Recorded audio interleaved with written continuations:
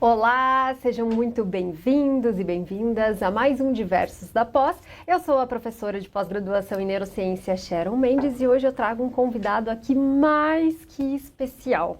Bom, já te convido a dar um oizinho aqui pra gente, um boa tarde, mandar a sua pergunta, fale de onde vocês estão falando também, de qual cidade, e sintam-se à vontade para participar do programa. Estou hoje aqui, então, com o defensor público, Fernando Rodrigues. Muito obrigada pela sua disposição, disponibilidade e tempo de estar aqui com a gente. E quero aproveitar também para agradecer, não só pela participação aqui no programa, mas o Fernando contribuiu também na construção do nosso primeiro material educacional voltado ao uso consciente de telas do Brasil, gente. Pois é, legal. Ele se chama Superação, Projeto Superação, lançado em parceria com a Compass Editora, onde eu sou autora, e o Fernando contribuiu, o Dr. Fernando contribuiu com a gente na questão de revelação espontânea. Muito obrigada. Nossa, eu agradeço, né? Primeiro, agradeço demais estar aqui falar desse tema, agradeço o convite, agradeço aqui o espaço. E esse material, assim, foi uma satisfação muito grande, assim, poder contribuir com um material de tanta qualidade. Então, é uma alegria. A alegria é nossa. Fernando, conta pra gente, então, doutor Fernando, né? Fernando, pode ser. Então tá bom. Fernando, conta pra gente, então, um pouquinho da sua trajetória, né, tanto acadêmica quanto profissional, e qual é o papel do defensor público? Tá, então vamos aí tentar resumir em 2 minutos. Tá bom. Bem rapidinho. Eu sou formado em Direito, me graduei em 2010, 2011 pela Federal aqui do Paraná. Iniciei como servidor público. Em 2013 eu ingressei na Defensoria Pública como defensor. Trabalhei ali em algumas funções na administração da Defensoria Pública, fui chefe de gabinete, depois fui defensor criminal, e dali eu tive um ponto de virada assim, na minha carreira. Eu gostava muito da área da atuação criminal, então da atuação de defesa e tal. E ali eu tive contato com a questão da violência contra a criança. Então, em 2015, iniciei essa atividade. Eu era defensor da vara de crime contra a criança. Aprendi sobre as questões de como ouvir criança evitando o sofrimento, evitando uma nova revitimização pelo Estado. Teve a Lei 13431. Participei de toda a discussão, tanto local, inclusive nacional. E ali daí eu deixei de ser um defensor que gostava da área criminal e passei a atuar mais dedicação e procurando ocupar espaços dentro da Defensoria Pública na defesa do direito da criança e adolescente, que desde então estou presente, estou atuando. Então, desde 2021, eu exerço na Defensoria Pública a função de coordenador do Núcleo da Infância e Juventude da Defensoria do Estado, então, que é um órgão de articulação, de representação da Defensoria na área da infância e juventude. É um órgão que tem uma atuação de defesa coletiva de direitos.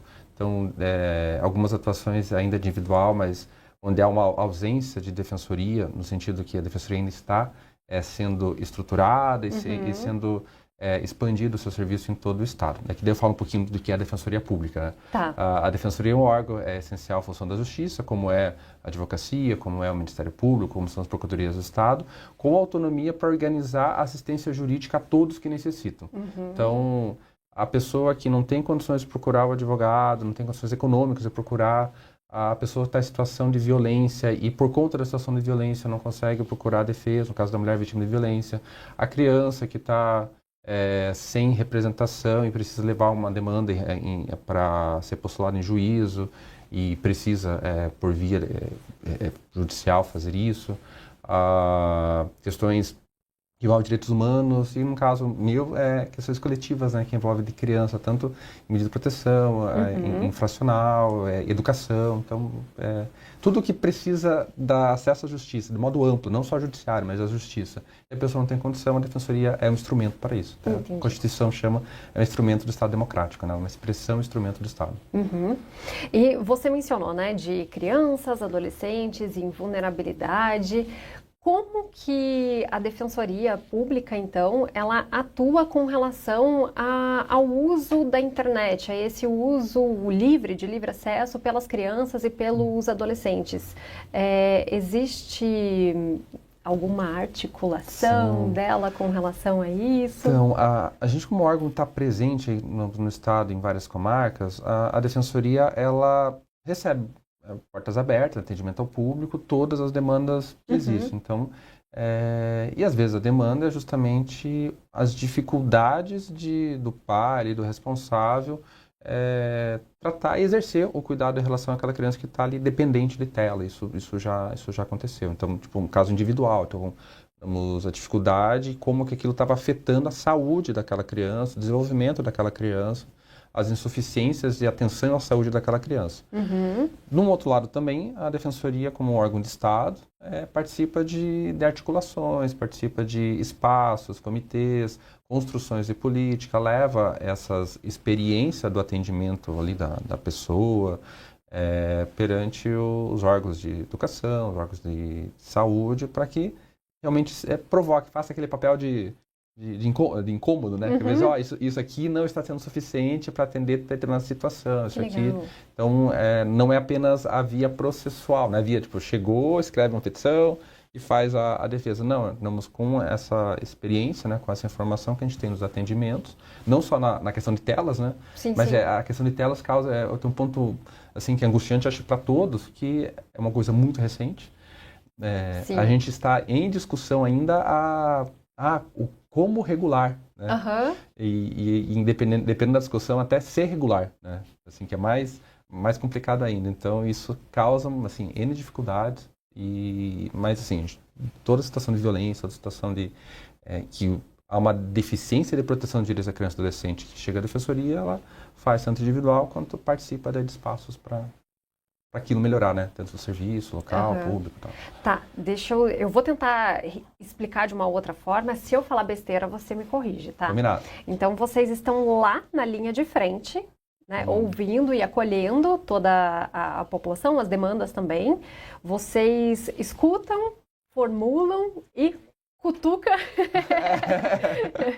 a parte jurídica e mais burocrática para que mudanças sejam feitas e que a população receba isso de volta como solução. Sim, damos às vezes um exemplo parece que não tem a ver com o uso de tela por criança, mas é uma exposição indevida assim, da intimidade da criança. Vou dar um exemplo. Compartilhamento de fotos de criança vítima de violência via WhatsApp. Às vezes até por fim de proteção, tipo um órgão lá, a escola, o conselho tutelar, tipo assim, um profissional precisa encaminha via WhatsApp. O WhatsApp não é o meio oficial, adequado lá para fazer.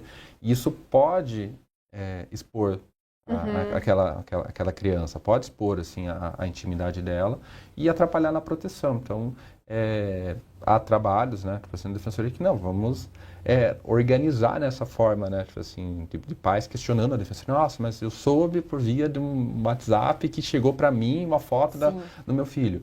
Parece que não é o uso de tela da criança, mas é ali o registro da imagem da criança que circulou de modo que indevido. Ainda com fim de proteção, mas deveria ter sido feito de outra forma, deveria ter tido cuidado, né, já que o ambiente digital, ele, assim, não tem fronteiras. Sim. A gente tem que ter todo o cuidado, toda a proteção, principalmente quando compartilha imagem de criança.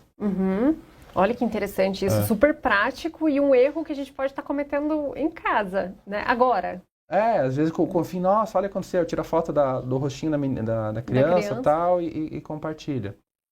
Tá, quando você está no ambiente doméstico ali, né, assim, compartilha para o irmão, para o tio, para a avó, tudo bem. Mas quando os órgãos de proteção, os órgãos públicos de serviço, as escolas fazem isso, tem que ter todo um protocolo, porque é a imagem pessoal daquela criança. E a gente está num mundo que a gente não consegue ter certeza se o vídeo que a gente está vendo é um vídeo real ou uma deepfake que foi utilizado. Então, esses são os cuidados, né, de como compartilhar, como registrar. E quais são os problemas assim que vocês mais identificam? O que mais chega para vocês com relação ao uso de telas e a proteção ou não das crianças? A gente não, como uma coisa muito nova, a gente não tem ele bem estruturado, tabelado para apresentar um panorama dizendo esse o grande problema. Tem situações que chegam. Uma que chegou muito grave é justamente mais de uma vez, problemas de saúde causado de sociabilidade, desenvolvimento de adolescentes, inclusive com questão do comportamental mesmo, tipo assim, agressividade, por conta da dependência com telas. Então, assim, o que fazer? Tipo assim, ele não adere a nenhum tratamento de saúde, nenhuma terapia, exceto querer ficar, tipo assim, o máximo tempo possível em jogos online. Esse é um desafio, né? Como colocar ir lá o pai, a mãe, buscando, né? Querendo atendimento. Um outro problema e recentemente, né, teve uma questão do uso de celulares nos colégios, né? Uhum. Então, tá bom, proibir os celulares, tá bom. E o que vai ser feito? Onde vai estar?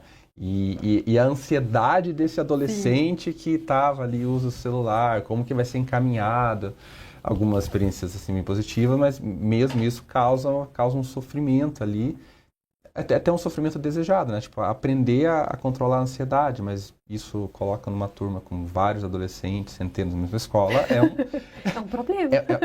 É um problema. Então, são pequenas questões que chegam.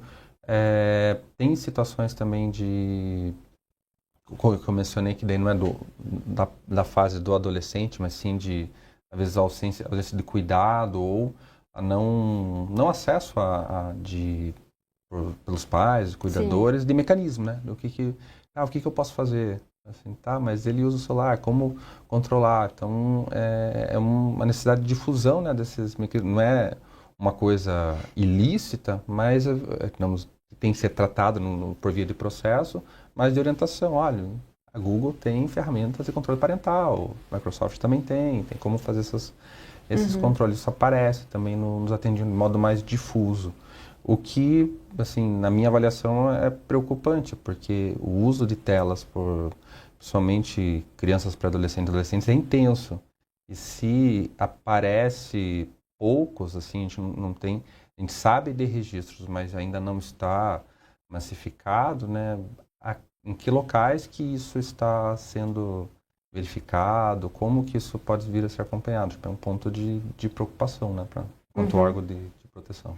Então, a gente consegue ver um aumento expressivo já de uso excessivo, né, por conta de jovens e de adolescentes, só que o problema está nesse monitoramento ou nessa mediação de, ok, estão dentro de plataformas, de mídias sociais, mas o que estão vendo, com quem estão falando? Exatamente. Você vê, na verdade, a gente não precisa não é nem no atendimento, né, da defensoria ou de qualquer outro órgão. Se você olhar lá tem os relatórios esqueci o nome, da TIC, alguma coisa lá que mostra o... TIC Kids Brasil. Esse aí. Mostra a curva crescente de uso de telas, a partir lá dos parâmetros que eles utilizam para verificar a idade do usuário. É crescente, todo ano tem mais adolescentes, mais crianças que respondem já usei, e cada vez mais precoce esse uso já usei. Sim, inclusive nesse estudo da TIC Kids foi antes dos 3 anos, né? Sim, tipo, criança, assim, a Sociedade Brasileira de Pediatria, tipo assim, antes dos 3 anos, o tempo total de tela no mês é 0. É 0 telas. Telas, não é 0 celulares, 0 telas, né? Daí depois, você, com supervisão, vai crescendo, até poder chegar ali na fase adolescência, um controle supervisionado. Quer dizer, Na adolescência, um controle supervisionado, que é o quê? Tipo assim, você pode ter o seu celular, mas existem mecanismos de controles parentais que fazem bloqueios de site, acessos e monitoramento de aplicativos não autorizados pelo Google Play, tipo, que é uma coisa que é preciso, quem é pai, responsável saber, não é todos os aplicativos que tem no celular que aparecem na tela de aplicativos do celular. Então, você consegue instalar aplicativos que não aparecem na tela do celular. Então, não, olha, tá aqui, eu tenho acesso a todos. Não. Você tem acesso a todos os aplicativos se você tiver acesso ao controle do celular. Por isso a importância de controle parental em dispositivos eletrônicos. Então, nossa, que informação valiosíssima para quem tem filho em casa, né? Exatamente. Assim, tipo, não, mas eu vejo todos os aplicativos. Tá, mas você tem um mecanismo de controle parental? Não. Então, Não estou dizendo que todos os adolescentes vão lá e vão instalar aplicativo, vão mas esconder existe, então mas se existe o a risco... possibilidade de aplicativos que... E isso é um ponto, assim, bem preocupante. É um controle monitorado. Da mesma forma, assim, eu gosto da analogia. Uma criança que está ali, fez os 7, 8, 9 anos, a gente começa a ensinar autonomia, né? Tipo, vida autônoma. Então, vamos comigo, escolhe alguma coisa para comprar. Você está junto, a criança vai escolher alguma coisa para comprar. Tipo, ela escolhe o que vai comprar. Te dou R$ 10, você vai comprar tal coisa. Então, você vai ensinando ela tudo supervisionado.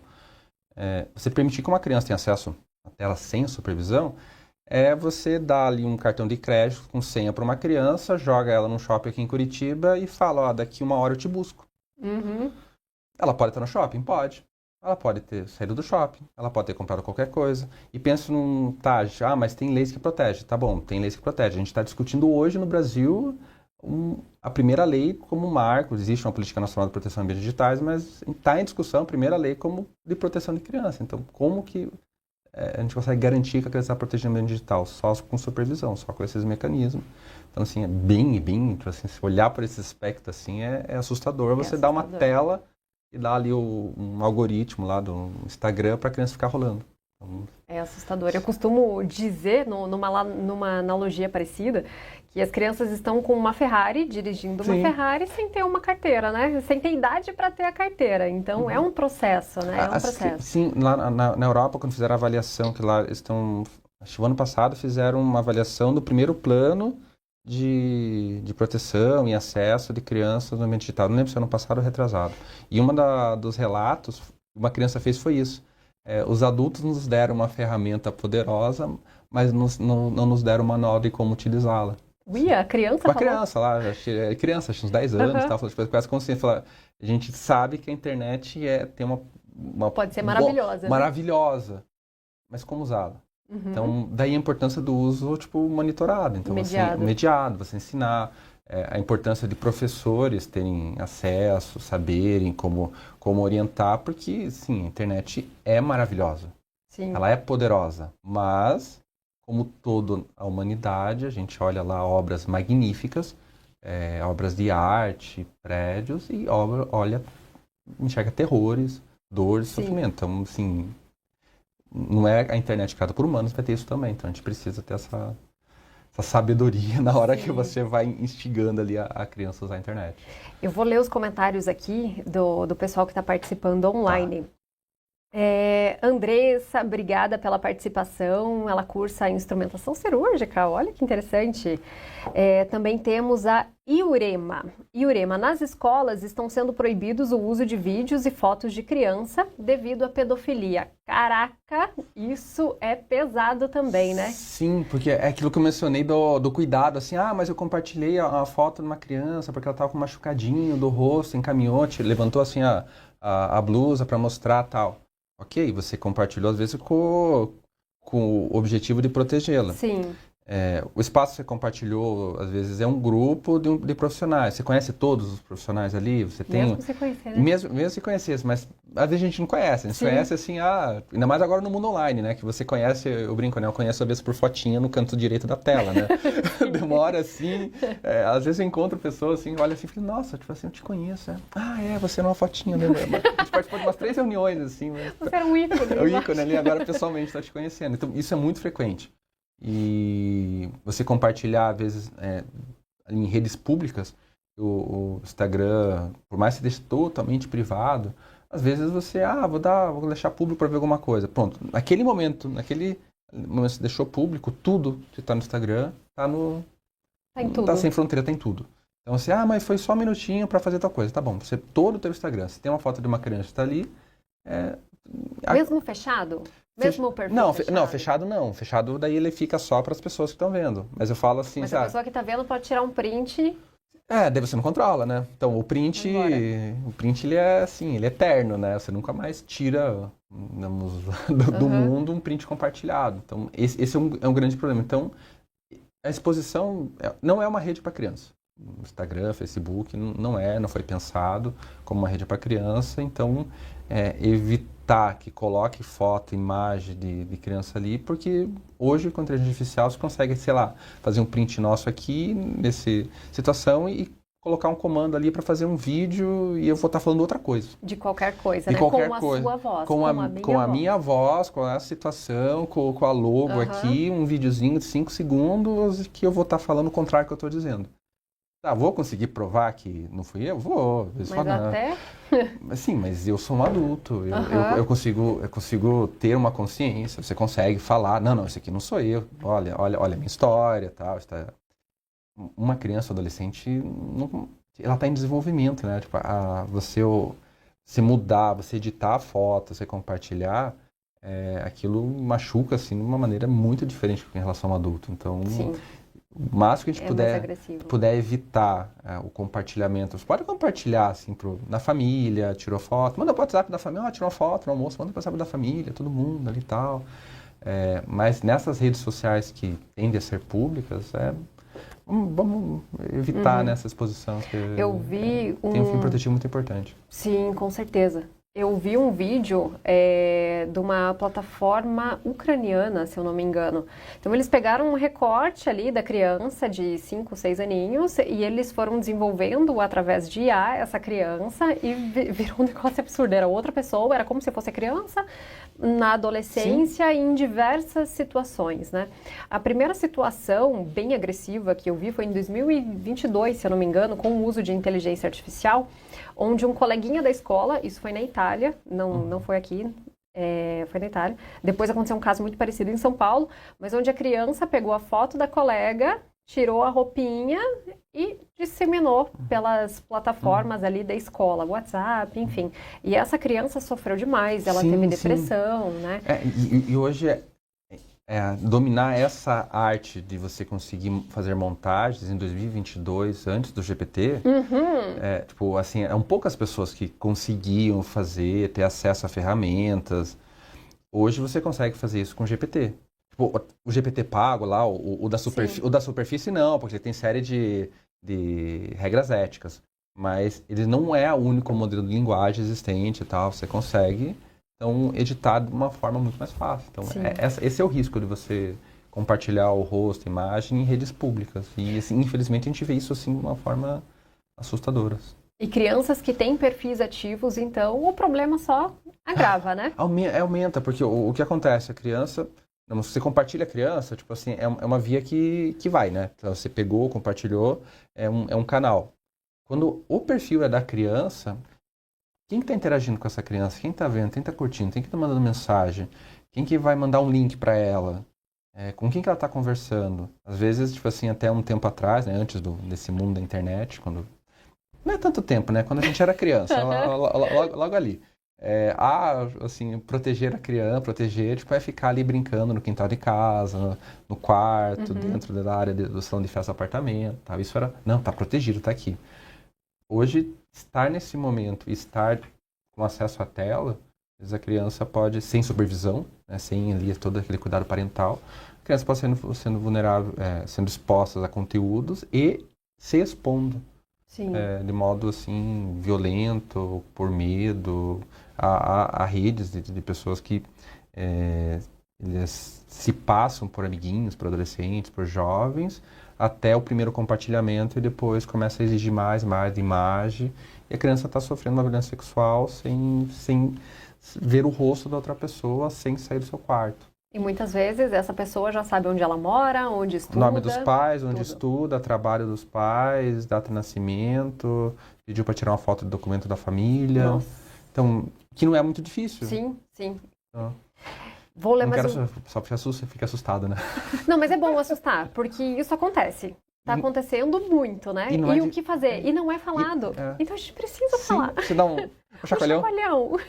Uma cutucada, como você falou no começo. Exatamente. Yurena, alguns alunos e adolescentes deixavam de assistir às aulas para passar horas jogando ou ficar conversando nas redes sociais. Já lecionei em escolas particulares e alguns alunos desenvolveram um comportamento agressivo quando eu pedia para guardar o celular. Isso é sinal de vício, né? A gente pode falar que isso é um sinal de vício? Como lidar com isso também? Normalmente, imagina que seja adolescente, né, que ela mencionou. Sim, aham. Adolescente, tipo assim, hoje adolescente tem acesso à tela e a socialização dele acaba sendo por via também digital. Então você conversa, quem tem aí parente ou é adolescente, sabe que muitas das conversas e formas de troca de informações é por via do Instagram, WhatsApp. Isso faz parte da adolescência dos atuais adolescentes. Sim. Não tem como você tirar, não, você vai ser proibido de. Não, você tem que fazer um uso da mesma forma que a gente aprendeu a usar telefone lá, discar e tal. O pessoal te lembra, né, que tinha um disquinho, Eu né? lembro. Por isso que chama discar, era um disco. Precisa aprender a utilizar esses mecanismos. Mas quando isso impede de fazer outras atividades necessárias, como mencionou, que é estar na escola, prestar atenção, ler a atividade, e ficar sem a tela, isso causa ansiedade, sim, a criança começando a ter uma dependência, né? Sim. Precisar estar com aquilo. Então, tem que buscar apoio, orientação aos pais, apoio em terapia, para ela conseguir fazer as outras atividades que são necessárias. Às vezes, atividade física, a criança precisa fazer, o adolescente Sim. precisa fazer. Ela está numa fase assim, muito importante do desenvolvimento corporal, de habilidades, equilíbrio, e daí fica um adulto que fica desequilibrado, desequilibrado no sentido da pessoa, mas não tem habilidade porque às vezes não fez uma atividade. Né? Fisiológica, isso, muito obrigado. Nada como alguém da saúde, né, para ter vocabulário. Porque às vezes careceu e não fez, não porque não gostava, mas porque estava dependente, né, de telas. Então não foi para jogar um futebol, até gostava, mas a tela acabava roubando né? o tempo. Eu assisti uma palestra sensacional da professora Tatiana Riesch, ela é da UFPR. Foi minha professora. Mas a professora. Eu fiz uma disciplina isolada com ela, é sensacional. Ela é maravilhosa. Uhum. E ela coloca um ponto, né, como o sono sendo um marcador. Então, se o sono dessa criança tá desestabilizado ou você percebe ali que ela não dorme com uma qualidade, né, boa, isso pode ser um indicativo também de que aquele jogo ou aquele uso da internet... Sim. Um dia ou outro de noite que não dorme bem, ok. Mas isso ser uma rotina, o adolescente não conseguir dormir, e naturalmente o adolescente dorme. Dorme. Há um excesso de estímulo de telas que está ali prejudicando aquela atividade, que faz com que durante o repouso ele não repouse. Né? E isso prejudica o desenvolvimento... Não vou falar isso, você sabe falar melhor. Né? O desenvolvimento da atenção, neurológico, aprendizado, que é muito importante nesse recorte adolescente. Exato. A Yurena fez mais uma pergunta aqui, ó. Quanto aos jogos online, qual postura deve ser tomada pelos pais? Sim, a pergunta é bem ampla, né? Depende muito dos jogos, né? Tem muitos jogos, assim, eu falo por mim, assim, eu gosto muito de jogo eletrônico, não tenho tempo assim, o trabalho acaba me roubando. Se eu tivesse um pouquinho mais de tempo, jogava, eu gosto de jogo de esporte, até de jogo de mapa aberto. Mas depende muito da idade dessa pessoa que está jogando, do tempo que ela está dedicando, o que significa esse jogo. Então, um hobby. O adolescente vai lá, nos domingos à tarde, 1 ou 2 vezes por semana, vai lá e joga um tempo. É o hobby dele. Fica lá, fica um tempo e tal. Não atrapalha estudo, não atrapalha a socialização, não atrapalha esporte. Às vezes até é um motivo de socialização. Então, ele vai lá, joga e depois marca e conversa, até online, com outros adolescentes, assiste e interage com aquilo. Ok, é um hobby. Uhum. Mas quando isso começa a atrapalhar, daí gera o alerta, gera, tipo, não, ele não está fazendo nenhuma outra atividade, não está se socializando, está irritável, como a pergunta anterior. Acho que o primeiro ponto é fazer essa avaliação, né? Tipo, criança saudável, não, está dentro ali do estimado. Que jogo que é, né? Se é um jogo que... da importância de conhecer, né? Ter esse controle parental, conhecer o que está no celular, conhecer o que está no computador do seu filho, para poder abordar, porque assim, jogo pode ser uma coisa super positiva, um jogo lá para até complementar o aprendizado. Eu gostava muito de jogo The Age of Empires, até hoje eu gosto. Meu irmão adora.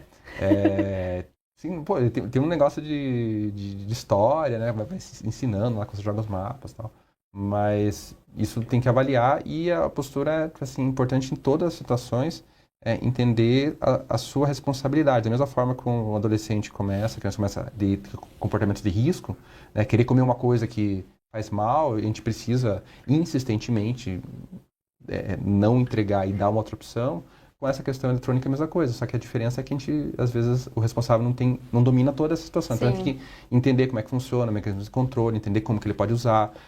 O Google e o Microsoft têm vídeos públicos que ensinam como instalar isso. Eu acho isso um ponto, caminho. é um caminho para aprender como controlar, o que é importante, o que ele vai ter, o que ele não pode, o que é o excesso, como a gente aprendeu a como comer direito, né? Sim. E ensina as crianças a fazer isso.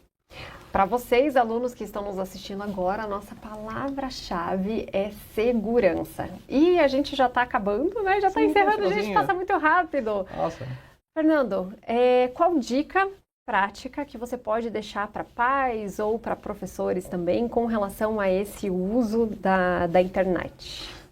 Como mencionei, internet, rede, é algo que faz parte da vida das crianças, do adolescente. Ele precisa aprender, é uma habilidade que ele precisa ter. Então, precisa ser um uso mediado, um uso controlado. E, para isso, pais, professores, no meu caso, tio, precisa conhecer esse ambiente, precisa conhecer o que está sendo feito. Então, é uma convocação assim, para toda a sociedade que tem ali uma criança na família responsável, aprender a como acompanhar. Ele vai ter que estar lá, vai ter que saber se defender. Da mesma forma que a gente ensina a criança a crescer e saber ali mecanismos de fuga, proteção e tal, na cidade, a criança vai precisar ter instrução, estar junto e ter uma conversa franca com ela, saber que você pode apoiá-la caso ela sinta qualquer desconforto no ambiente digital. Você está ali para dar apoio, porque ela pode ser vítima de violência, Sim. e você está ali para dar apoio e ajudá-la a superar. Então é isso, tá junto com as nossas crianças e adolescentes.